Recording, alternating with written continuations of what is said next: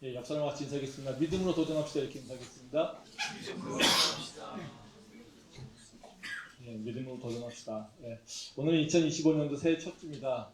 우리 캠퍼스의 성도님 모두에게 이 새해 하나님의 축복이 가득하고 특별히 원하신 대로 또 많은 열매들을 맺는 그런 삶이 될 수 있기를 축복하며 소망합니다. 오늘은 새해를 맞이해서 열매를 맺는 삶에 대해서 생각을 해보려고 합니다.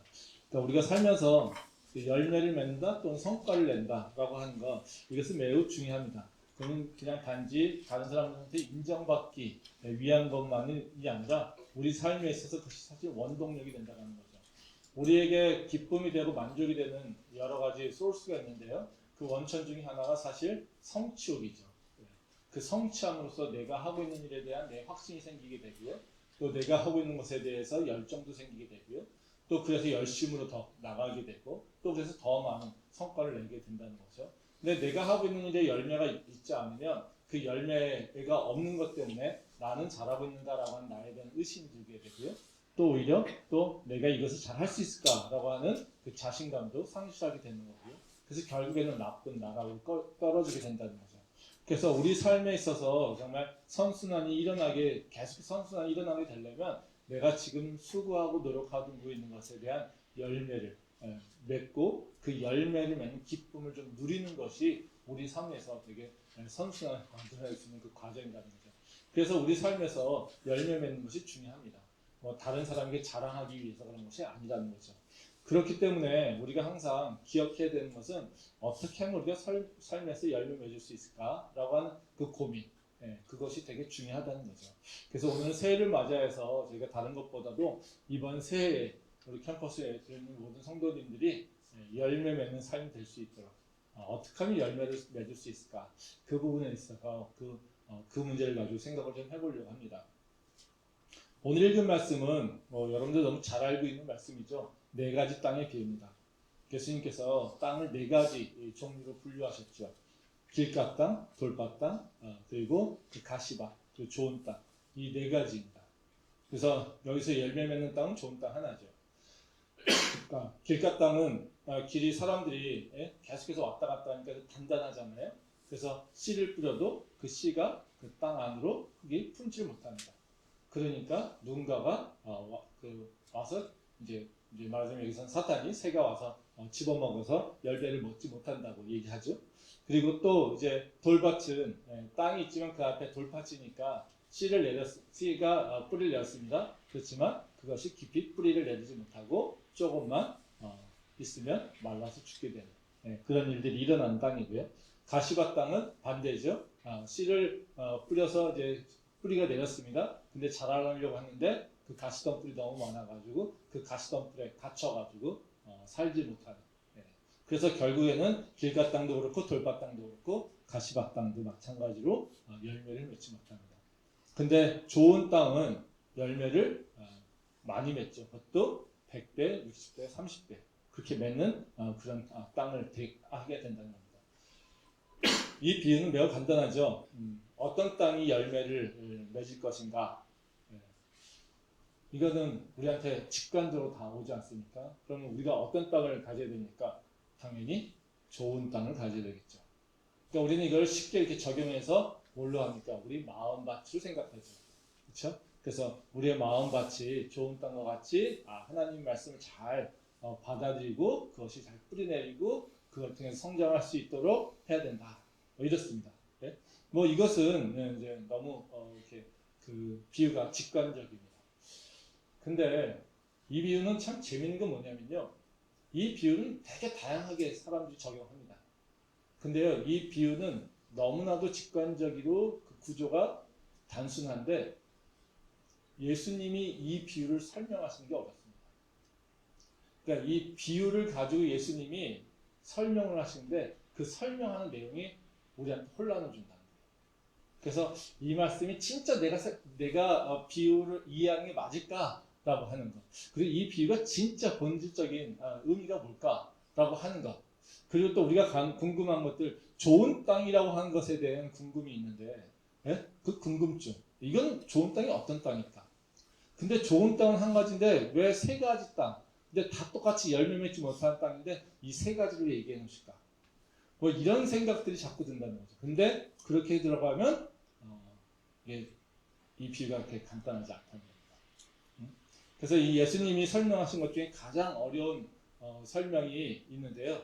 그는 다른 것이 아니라 바로 그 비유 자체에서 이상하게 우리가 생각하고 있는 다른 이렇게 설명하고 있기 때문에 그렇습니다. 어떤 부분이냐면요. 말씀 한번 보겠습니다.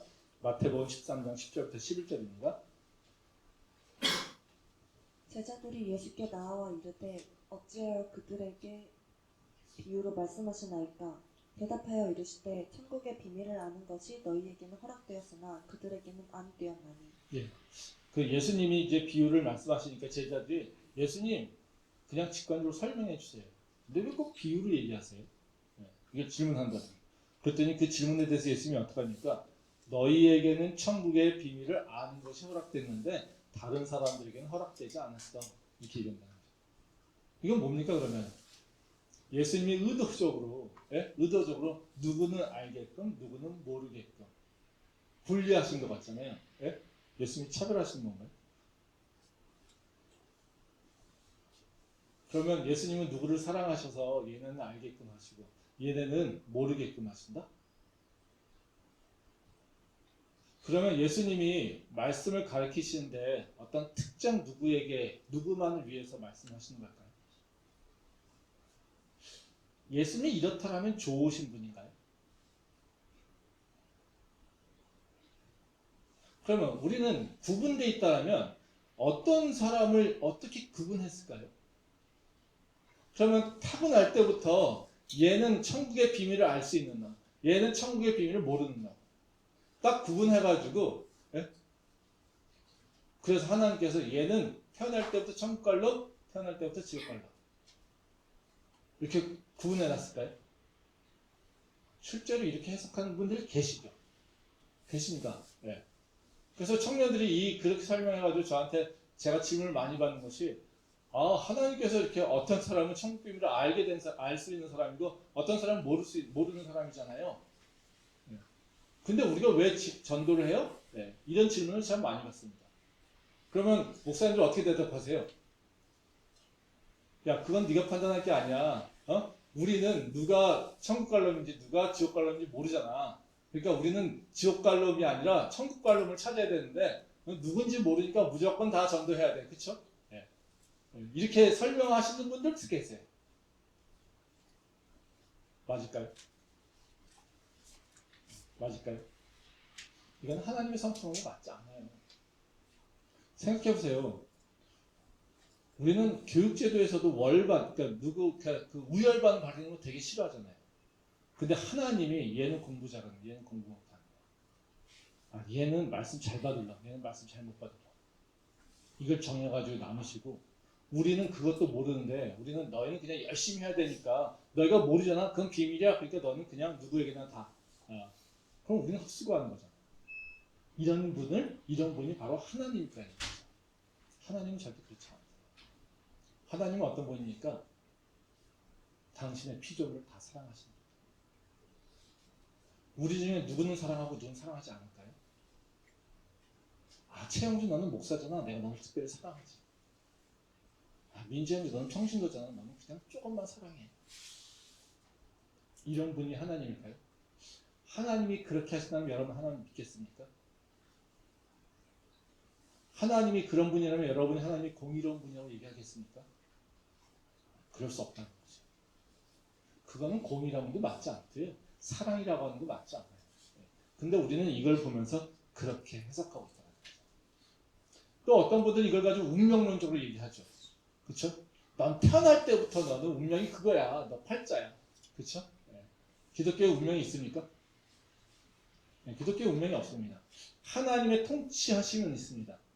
하나님이 결정하신 것이 그건 있습니다. 근데 그것이 우리한테 운명은 아니에요. 하나님이 계속해서 뭐 하십니까? 우리와 교통하고 교제하시면서 우리를 이끌어 가세요. 우리가 운명받았다는 건 뭡니까? 하나님이 나를 끝까지 사랑하신다는 거예요. 그거 말고 없어요. 그러면서 나와 하나님의 관계 속에서 계속해서 얘기하고 있어요. 그러니까 하나님 뭐 합니까? 우리를 창조하실 때 우리에게 자유의지를 주시잖아요. 그러니까 우리가 선택하게 하신다는 거예요.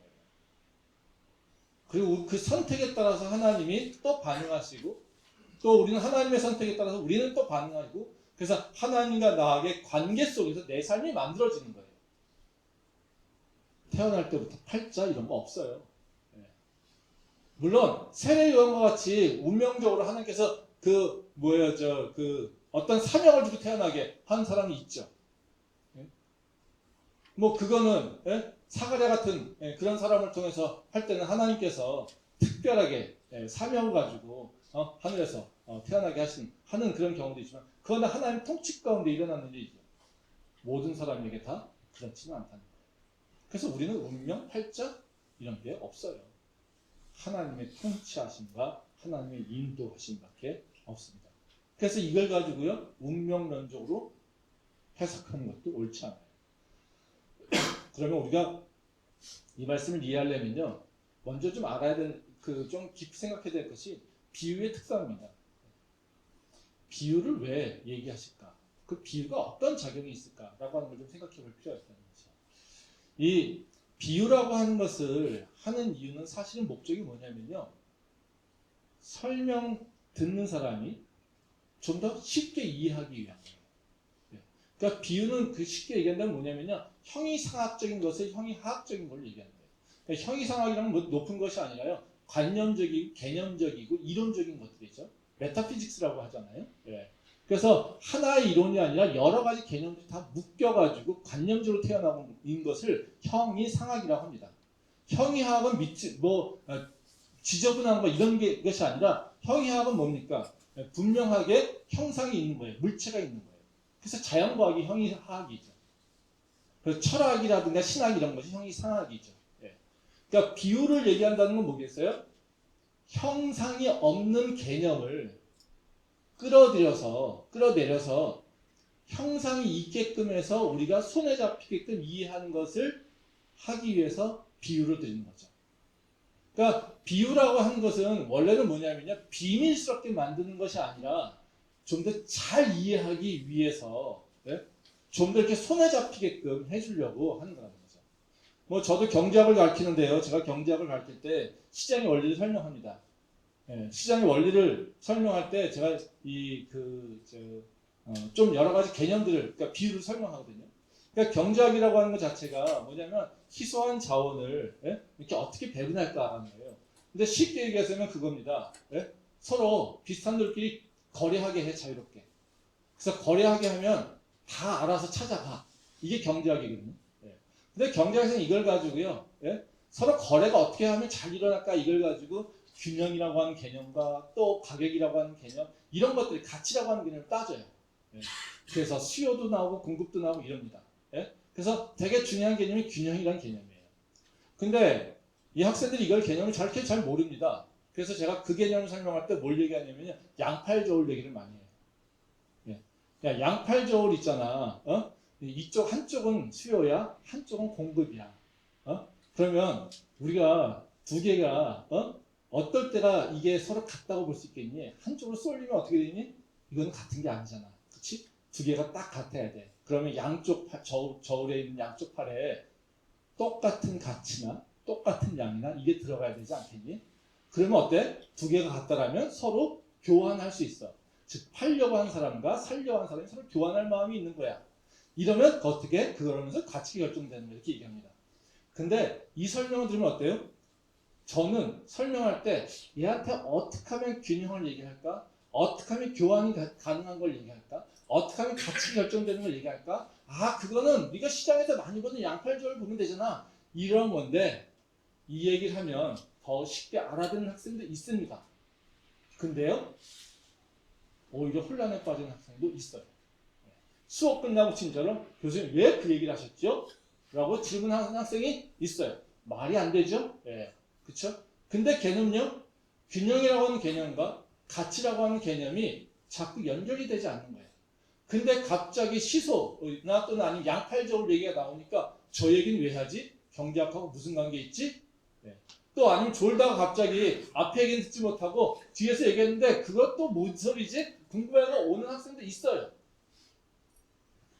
비유라고 하는 것은 뭐냐면요. 설명의 방법인데 하나는 원래는 가장 잘 쉽게, 가장 이해하기 쉽게 설명하려고 가르친 사람이 얘기하고 있지만 듣는 사람 입장에서는 어떤 핵심적인 개념을 이해하지 못하거나 적용하는 능력이 없게 되면 그 비유 때문에 오히려 혼란스러워요. 예수님께서 지금 너희에게는 천국의 비밀을 알 수 있도록 허락됐어. 다른 사람들에게는 아직 허락되지 않았어. 이것은 무슨 의미냐면요. 너는 내가 설명하고 있는 것, 비유를 설명해도 그 비유를 너희 삶 속에서 적용할 수 있는, 이해할 수 있는 능력이 너희에게 있어. 근데 쟤네들에게는 아직까지 없어. 그렇기 때문에 지금은 내가 너희들을 위해서 하고 있는 얘기야. 이겁니다. 그래서 이 비유는요, 믿지 않은 사람들한테 하는 얘기가 아니라요, 믿는 사람한테 하는 얘기예요. 믿음을 갖고 주님을 따라가려고 하는 사람들. 그래서 너희가 믿음이 성장하는 과정 가운데 열매를 맺으려면 어떤 단계를 거쳐가야 돼. 그 믿음이라고 하는 것이 어떻게 변화되고 있는지 그거를 너희가 분명히 알고 있어야 돼. 이 얘기를 하는 게 바로 오늘 말씀이라는 거죠. 그래서 이 비유는 분리해서 차별하는 것이 아니라 가장 우리 믿음이 어떻게 해야지 열매를 맺을 수 있구나라고 하는 것을 우리한테 설명해 주는 거라는 거죠. 그래서 오늘 제가 나누려고 하는 말씀은 뭐냐면요. 이 비유에서 우리가 예수님의 말씀을 분명히 알고 천국의 비밀을 알려면 정확한 개념을 알고 있어야 되잖아요. 그렇죠? 그러니까 분리할 수 있는, 누구는 있고 누구는 없는 그 차이가 있겠죠? 그 차이를 뭘 얘기하는 것인지. 그러면 그래서 어떻게 이것이 우리 삶에서 열매가 맺어지는지, 그리고 이것을 우리 믿음에 어떻게 적용하는지, 이 부분에 대해서 좀 얘기를 좀 하도록 하겠습니다. 먼저 우리가 이제 삶에서 열매 맺기 위해서는 무엇을 해야 되는가, 이 부분에 대한 고민을 해야 되겠죠. 우리 신앙에 있어서 가장 중요한 건 뭐냐면요. 그리고 하나님의 말씀을 온전히 이해하려면요, 우리가 분명히 가져야 될 지식이 있어요. 예수님이 누구인가 라고 하는 것에 대해서 분명히 이해를 하고 있어야 돼요. 근데 예수님이 누구인가를 분명히 이해하고 있는 건 다른 의미가 뭐냐면요. 예수님이 내 삶의 중심 그리고 우선순위가 되어 있어야 돼요. 그러니까 예수님이 내 삶에서 가장 중요한 우선순위며 내 삶에서 가장 중요한 기둥이라고 하는 것을 내가 인정하고 있을 때 그 삶은 열매 맺는 삶으로 바뀔 수 있다는 거예요. 말씀 보겠습니다. 마태복음 13장 11절부터 16절입니다. 무릇 있는 자는 받아 넉넉하게 되되 없는 자는 그 있는 것도 빼앗기리라. 그러므로 내가 그들에게 비유로 말하는 것은 그들이 보아도 보지 못하며 들어도 듣지 못하며 깨닫지 못함이니라. 이사야의 예언이 그들에게 이루어졌으니 일렀을 너희가 듣기는 들어도 깨닫지 못할 것이요 보기는 보아도 알지 못하리라. 이 백성들의 마음이 완악하여져서 그 귀는 듣기에 둔하고 눈은 감았으니 이는 눈으로 보고 귀로 듣고 마음으로 깨달아 돌이켜 내게 고침을 받을까 두려워하느니라. 그러나 너희 눈은 봄으로 너희 귀는 들음으로 복이 있도다. 이 말씀은 이제 예수님이 그 비유를 설명하시면서 열매를 맺는 원리에 대해서 얘기를 하고 있는데요. 그 12절 말씀에 보면 그런 얘기를 합니다. 무릇 있는 자는 받아 넉넉하게 되되 없는 자는 그 있는 것도 빼앗기리라. 그렇죠? 그러니까 있는 자는 어때요? 뭐가 있어요? 그러면 어떻게 해요? 더 많은 열매를 맺게 되는 거예요. 근데 없어요? 근데 막 채워넣어요. 없는 자는. 그러면요? 그 채워넣는다 하더라도 그것이 밑바닥에 물붓기가 된다는 거예요. 이게 되게 무서운 얘기죠. 그러니까 어떤 한 가지 갖고 있는 놈은요, 그 위에 계속 쌓여요. 근데 그 한 가지 갖고 있지 않으면요, 아무리 노력을 해도요, 이게 헛것을 같아요. 이게 예수님께서 하시는 말씀이에요. 그러면 우리가 열매 맺으면 어떻게 됩니까? 계속 더 쌓일 수 있는 밑바탕, 그 하나를 갖고 있어야 된다는 거죠. 그럼 그 하나가 뭐냐 하는 거죠. 예? 그 하나를 얘기할 때 이제 13절과 14절 얘기인데요. 13절, 14절 얘기하면서 뭐라고 합니까? 이사야 예언을 얘기하고 있어요. 너희는 듣긴 들어도 깨닫지 못한다. 보긴 봐도 알지 못한다. 이런 얘기죠. 그렇죠? 예. 근데 너희는 축복받았어. 예. 그런 얘기죠. 예? 이건 무슨 얘기예요? 이사야가 하나님이 너를 사랑하셔서 너희를 구원하시려고 예수를 너에게 보내주셨어. 근데 너희는 지금 그 예수, 하나님의 선물인 예수님을 너희가 지금 만나서 보고 듣고 있어. 그렇죠? 네. 그러면 그것을 보고 아는 놈이 있고 그것을 봐도 깨닫지 못하는 놈이 있어. 근데 이사야에서 예언한 것처럼 대부분 사람들은 모르게 돼 있어.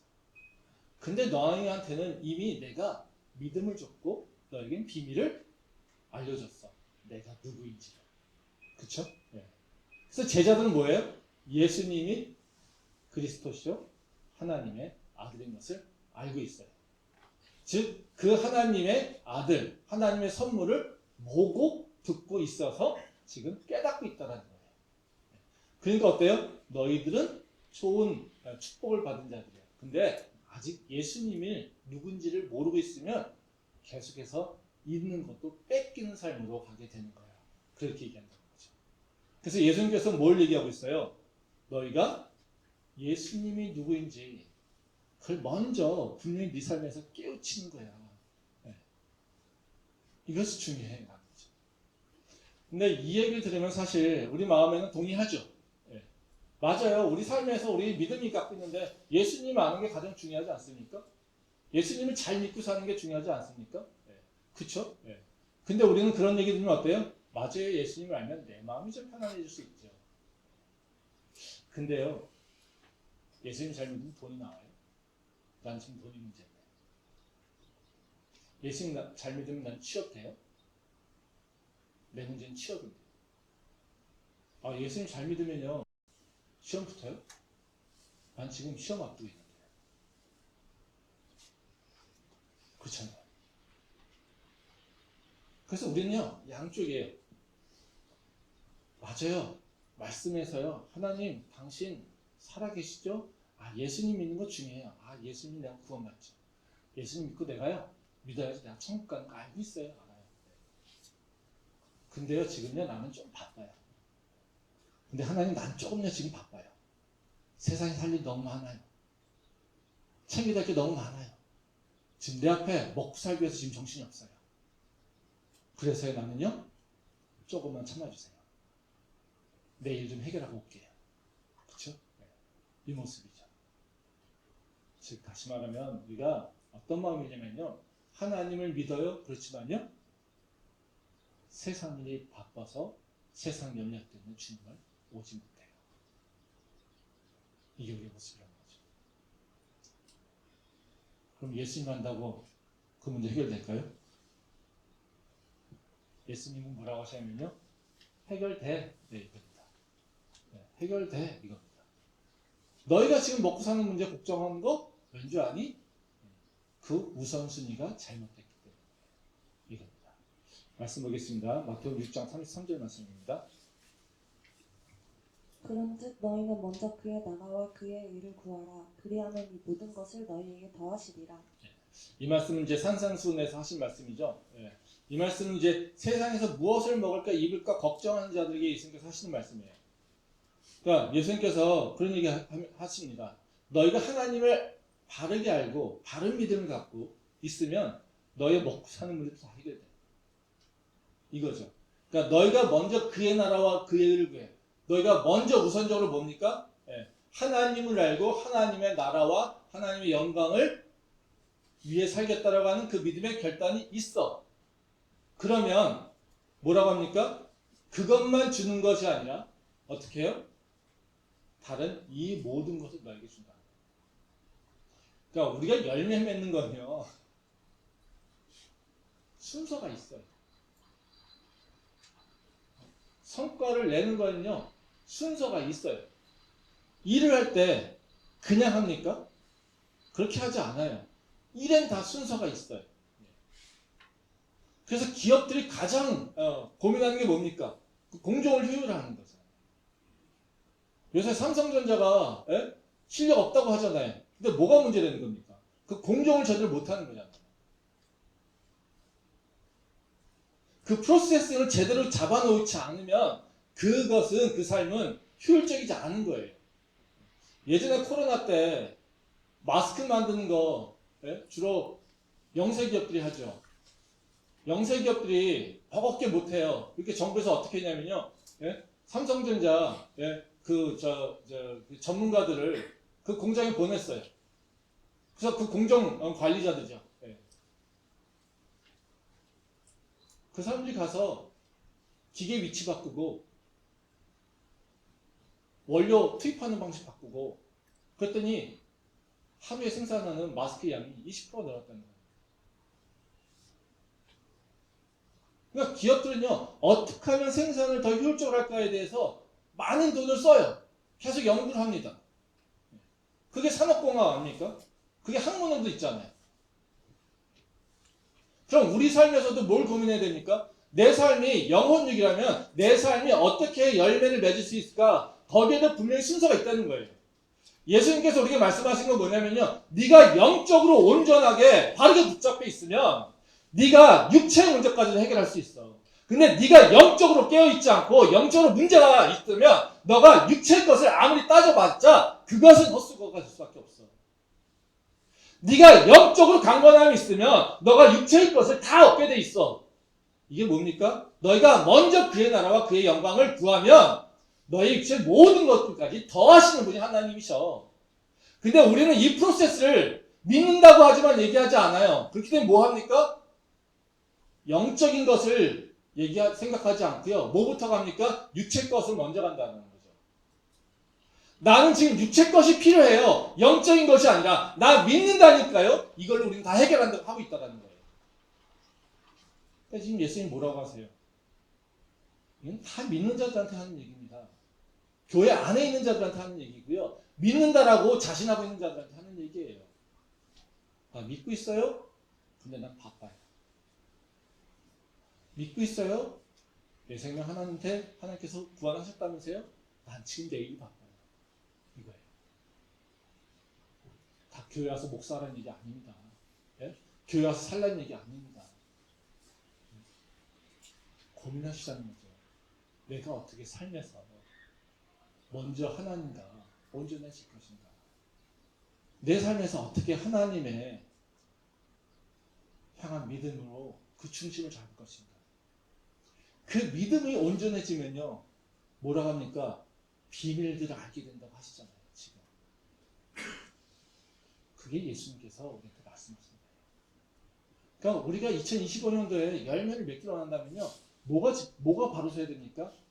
내 영적 상태가 강건하게 돼요.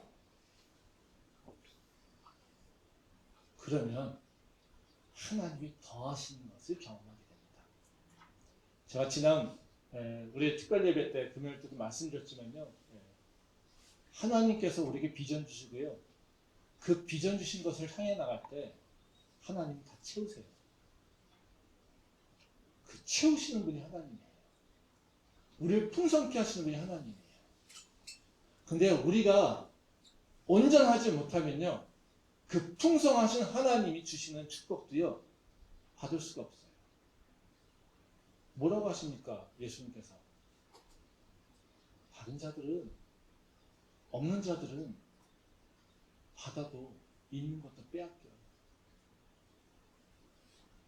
그게 우리 삶에 있어서 나타나고 있는 비밀이라는 거예요. 그래서 우리가 2025년도에 영적으로 다시 한번 깨어서 하나님에게 온전한 관계가 성립돼서 하나님 주신 풍성함이 우리 삶 가운데 가득하기 소망합니다. 근데요, 그렇지 않습니까? 축복은 되고 하나님 말씀 믿는 거 되게 중요한데 영적으로 대단히 좋은 같이 되는 거? 이건 자신 없는 거예요. 그렇지 않습니까? 그래요, 하나님. 내가 하나님 앞에 갈게요. 근데요, 4가지 마음밭 중에 4가지 그 땅을 마음으로 비교하신다면서요? 그럼 길가, 그 다음에 돌밭, 가시밭, 좋은 밭. 그럼 열매 맺는 거 보니까 이게 좋은 밭이네요. 좋은 밭이 어떤 것일까? 내 마음을 딱 돌아보니까 믿음은 있는데 믿음은 되게 조그만 것 같아. 믿음은 안 보이고 뭐예요? 악한 생각처럼 많은 것 같아. 그쵸? 네. 이 어떨까요? 네. 불안하잖아요. 그쵸? 예수님은 뭐라고 하실까요? 네? 우리 마음밭을 보기 시작하면 어때요? 우린 사실 불안스러워요. 예수님도 아세요. 말씀 보겠습니다. 13장 24절부터 29절 말씀입니다. 예수께서 그들 앞에 또 비유를 들어 이르시되 천국은 좋은 씨를 제밭에 뿌린 사람과 같으니 사람들이 잘 때에 그 원수가 와서 곡식 가운데 가라지를 덧뿌리고 갔더니 싹이 나고 결실할 때에 가라지도 보이거늘 집주인의 종들이 와서 말하되 주여 밭에 좋은 씨를 뿌리지 아니하였나이까 그런데 가라지가 어디서 생겼나이까 주인이 이르되 원수가 이렇게 하였구나 종들이 말하되 그러면 우리가 가서 이것을 뽑기를 원하시나이까 주인이 이르되 가만두라 가라지를 뽑다가 곡식까지 뽑을까 염려하노라. 이 말씀은 예수님 네 가지 땅의 비유 이후에 다시 설명하신 얘기입니다. 우리가 이것을 마음밭으로 얘기할 때 우리는 항상 어떤 걸 생각하냐면요. 되게 정결한 마음. 오늘 우리 경배하차장한테 일단 정결한 마음. 그걸 생각하죠. 좋은 밭은 어떤 거냐면 정결한 마음이 있어야 되는 거예요. 마음이 깨끗하고 순전해야 돼. 그렇죠? 근데 순전한 마음 가질 수 있을까요? 우리가 뭘 하면 순전한 마음을 가질 수 있을까요? 내가 어떤 상황 가운데 내 마음을 봤을 때 와, 너 깨끗하네. 이렇게 얘기할 수 있을까요? 그 가능성 없습니다. 내가 아무리 난리쳐도요. 정결한 마음? 내 스스로 평가해서 정결한 마음을 가질 수 없어요. 내 마음을 딱 보면서 나는 죄가 없지, 난 정결해 이러면요. 그건 진짜 죽일 놈이에요. 그건 정말 철퇴를 맞을 놈이에요. 우리가요. 건강한 신앙을 가지고요. 내 마음을 돌아보려고 할 때, 내 자신을 볼 때요. 내 마음밭은요. 항상 더러운 것이 가득해요. 그게 우리 마음밭이에요. 왜냐하면요. 예수님이 우리의 마음밭을 더럽게 하는 것이 아니라요.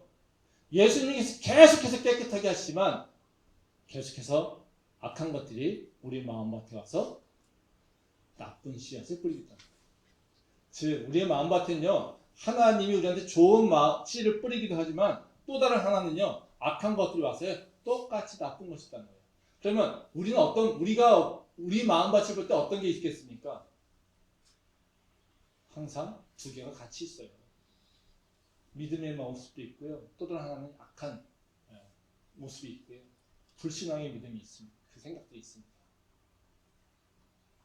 그러면 우리는 어때요? 불신앙의 신앙이 좀 있으면요. 건강한 신앙을 갖고 있으면 이 불신앙적인 것 때문에 즉 악한 것이 뿌려진 여기서 얘기하는 가라지 때문에 고민해요. 이걸 고민하지 않으면 문제 있는 거예요. 그러니까 정결한 마음 주시옵소서라고 하는 이 찬양은요. 우리가 정결한 마음을 가질 수 있기 때문에 달라는 것이 아니라요. 내 마음이 항상 더러운 것을 보고 있기 때문에 하나님 그 더러운 것을 깨끗하게 있어라고 하는 그 기도, 간절함이라는 거예요. 그래서 이 가라지가 항상 나한테 보이게 된다는 거예요. 그러면 건강한 사람은 어떻게 해요? 영적으로 깨어있으면요. 두려워요. 불안한 마음이 있어요. 그래서 뭐만 좀만 잘한다면요. 내 죄 때문 아닌가? 하나님께서 벌하신 거 아닌가? 이런 생각이 드는 게 정상이에요. 그런 생각이 안 들면 나는요 이미 길가 땅일지도 몰라요. 불안한 마음이 드는 게 정상이라는 거예요. 근데 예수님께서 뭐라고 하십니까? 좋은 씨앗이 다칠까봐 그 가라지도 그냥 어떻다는 얘기예요? 우리 마음에 가라지가 있는 상태에서 예수님을 인도하신다는 거예요. 때가 될 때 정리할 때까지 그냥 그 몫을 받아주신다는 거예요. 그러니까 예수님은요. 우리를 인도하시고 우리를 축복하시는 것이 내가 정결한 마음이 있어서 있는 것이 아니라 내가 나를 볼 때는 정결하고 그런 마음이 아니라 더러운 마음이 있지만 예수님은요, 너 알아. 너 연약한 거 알아. 너만 그런 게 아니야. 다 악한 놈들이 와서 그런 거 알아. 그런데 내가 그것을 깨끗하게 하려면 너가 다칠 수 있어. 그러니까 나는 너 있는 그대로 너를 데려갈 거야. 네. 이게 예수님께서 하시는 말씀이에요. 이게. 우리의 연약함을 모르시는 분이 아니라 그 연약함까지도 품고 가시는 분이 예수님이라고 하는 것을 지금 이 말씀에서 우리한테 약속하고 있다는 거예요. 그래서 우리는요, 뭐만 의지하면 됩니까? 우리가 마음이 완전해지려고 노력하는 것이 아니라요. 뭐 해야 될까요? 예수님을 향해 가려고 해요. 말씀드리겠습니다. 마태복음 13장 31절부터 32절 말씀입니다. 또 비유를 들어 이르시되 천국은 마치 사람이 자기 밭에 갖다 심은 겨자씨 하나 같으니 이는 모든 씨보다 작은 것이로되 자란 후에는 풀보다 커서 나무가 되매 곤충의 새들이 와서 그 가지에 깃들이느니라. 요 뒤에 나오는 또 다른 비유입니다. 예, 다 겨자씨 비유죠. 예, 이 겨자씨 비유는 다 아시잖아요. 근데 우리 이 비유를 연결된 걸 보지 않고요, 다 이렇게 세퍼레이트돼서 분리해서 봐요. 그래서 깨닫지 못합니다. 예? 그러니까 생각해 보세요. 우리 마음밭을 갈 때 가라지도 되게 많아요. 잡초가 되게 많아요. 우리 믿음의 씨는 어떨까요? 되게 조그맣죠. 우리가 세상을 보면서 내 모습을 보면 어때요? 세상은 저렇게 엄청난데, 예? 할 일은 많고 센 놈들은 많은데 나는 지금 할 수 있는 게 없어. 그렇죠? 내 믿음을 이겨낼 수 있을까? 내 믿음을 이런 것을 이겨낼 수 있을까? 그러니까 어떻게 표현하고 있어요? 그를? 겨자씨. 내가 예수님을 따라가려고 하는데 그 믿음이라고 하는 것을 내가 봤을 때 내가 자신할 만한 믿음이 아니야. 내가 의지할 만한 믿음도 아니야. 내가 자랑할 만한 믿음도 아니야. 내 안에 있는 여러 가지 욕구와 소욕들, 정욕들을 보니까요, 이 믿음은요, 믿음도 아니야. 그렇죠? 그게 우리 모습이에요. 근데 예수님께서 뭐라고 하십니까? 그 믿음이 맞아, 겨자씨같이 작지. 근데 그 믿음이, 그 작은 겨자씨 같은 믿음이 네가 그것을 붙잡고만 있으면 어떻게 되는지 아니? 모든 것을 이겨내. 겨자씨가 어떻게 됐습니까? 그 모든 것보다 다 자라서 어떻게 해요? 새까지 품는 나무가 되어버렸어요. 우리한테 기대하시는 게 뭡니까? 정결하고 깨끗한 마음을 가져서 정말 깨끗한 그런 상태가 아니라요, 더러운데도 하나님 난 요거만 믿고 있어요. 하나님 난 하나님 살아계신 걸 믿고 있어요. 예수님이 나를 구원하신 걸 믿고 있어요. 지금도 성령께서 나를 지키고 인도하시는 것을 믿고 있어요. 그래서 하나님, 내가 정말로 약하고 내가 정말 연약하고 내가 죄를 이길 수 있는 능력도 없지만 그저 주님 요 작은 믿음만 갖고 가요. 그러니까 그 믿음이 어떻게 해요? 내가 두려워하고 있는 모든 것들을 이긴다. 이게 겨자씨의 비유. 좋은 땅은 어떤 땅이겠습니까? 그러면요, 그 믿음이요, 분명하게 있는 땅이에요. 그 땅은요, 때로는요, 돌밭에 있을 수 있어요. 그러면 다시요, 내가 경작을 하면 되겠죠. 뭐가 해요? 믿음이 잘 안착할 수 있어요. 또 가시밭이 있어가지고 그 믿음이라고 하는 것이 정말 쓸모없는 것 같아요. 그렇지만 그 믿음만 온전히 붙어 있으면요, 하나님께서는 계속해서 그 믿음을 키워서 그 가시덩굴을 다 이겨낼 수 있는 그 모습으로 바꾸신 거예요. 그게 예수님께서 우리에게 약속하신 거예요. 삶의 열매는요, 주님과 나하고 관계를 어떻게 맺느냐부터 시작됩니다. 그 관계가 온전하면 그 삶 가운데 하나님의 역사하심이 있습니다. 그리고 우리가 기대하든 또는 우리가 기대하지 않든 계속해서 하나님께서는요, 그 믿음을 키우시고요, 그 믿음을 통해서 하나님께서 기뻐하시는 열매를, 그리고 우리의 필요한 모든 것들을 채우시는 열매를 맺게 하십니다. 2025년도 우리가 그것을 다시 한번 경험하며 그 하나님의 능력을 의지하며 그리고 하나님의 영광을 드러내는 열매 맺는 삶, 그것이 우리의 삶이 될 수 있도록 소망합니다. 기도하겠습니다.